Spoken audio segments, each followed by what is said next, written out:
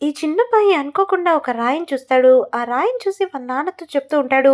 "ఈ రాయిలో వజ్రం ఉంది నాన్న, ఇది అమ్ముదాం" అని చెప్పి. ఆ రాయిని కోసి చూసేసరికి నిజంగానే అందులో వజ్రం ఉంటుంది. ఇది చూసి అక్కడే ఉన్న డబ్బున్న వ్యక్తి, "నువ్వు నాతో రా బాబు, నా ఆక్షన్‌లో పార్టిసిపేట్ చెయ్యు.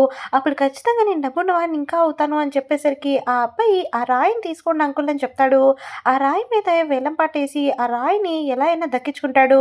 వెంటనే ఆ రాయిని కట్ చేసి చూసేసరికి అందులో డైమండ్ ఉంటుంది. ఇది చూసి ఆ వ్యక్తి చాలా సంతోషపడి ఈ అబ్బాయికి డబ్బులిస్తాడు. ఈ అబ్బాయి వెంటనే ఆ డబ్బులతో హాస్పిటల్‌కెళ్ళి వాళ్ళ అమ్మకి ఆపరేషన్‌కి అయ్యే ఖర్చంతా కూడా కట్టేస్తారు. తర్వాత మళ్ళీ ఇంకో దగ్గరికొస్తారు. ఒక వేరుని చూపిస్తారు. ఆ వేరుకి ఈ అబ్బాయి డబ్బులెత్తుతూ ఉంటాడు.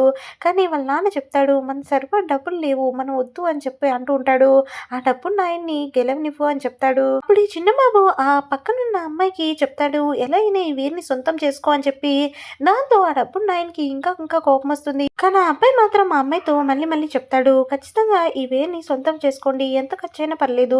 ఇది చాలా అరుదైంది" అని చెప్పేసరికి ఆ అమ్మాయి సరే అని చెప్తుంది. అలా అమ్మాయి ఆక్షన్‌లో గెలుస్తుంది. దాంతో వాళ్ళు చాలా సంతోషంగా బయటకొస్తారు. ఆ అబ్బాయికి సగం డబ్బులు కూడా అందులో ఇవ్వాలనుకుంటుంది. ఇంతలోపే తన ముందుకు ఒక పెద్ద కారొస్తుంది. ఆ కార్‌లో నుంచి ఒక డబ్బున్న అబ్బాయి బాగా దిగుతాడు.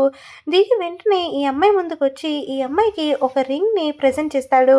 కానీ ఆ అమ్మాయికి మాత్రం అది అస్సలంటే అస్సలు నచ్చదు. "సరే, నీకు యాంటిక్స్ అంటే ఇష్టం కాబట్టి ఈ రింగ్ కూడా తెచ్చాను" అని చెప్పేసరికి ఆ అమ్మాయి చూసి షాక్ అవుతుంది. "ఇది చాలా అరుదైంది కదా! ఎక్కడ దొరికింది నీకు" అని చెప్పి అంటూ ఉంటుంది. "దీన్ని నీ కోసం చాలా కష్టపడి కొన్నాను" అని చెప్పి ఆ అబ్బాయి అంటూ ఉంటాడు. కానీ ఆ చిన్న అబ్బాయి ఆ రింగ్‌ని చూసి, "ఇది చాలా చీప్, అలాగే నీకెవరో మోసం చేసి అమ్మేశారు" అని చెప్పి చెప్తూ ఉంటాడు. ఇంత తక్కువ రేటుది కొని ఆ అమ్మాయికి ప్రెజెంట్ చేస్తున్నావు అనేసరికి ఆ అమ్మాయి షాక్ అవుతుంది. దాంతో ఆ అబ్బాయికి చాలా అంటే చాలా కోపమొచ్చేస్తుంది. అది విని అక్కడున్న వాళ్ళంతా కూడా నవ్వుతూ ఉంటారు. సబ్స్క్రైబ్.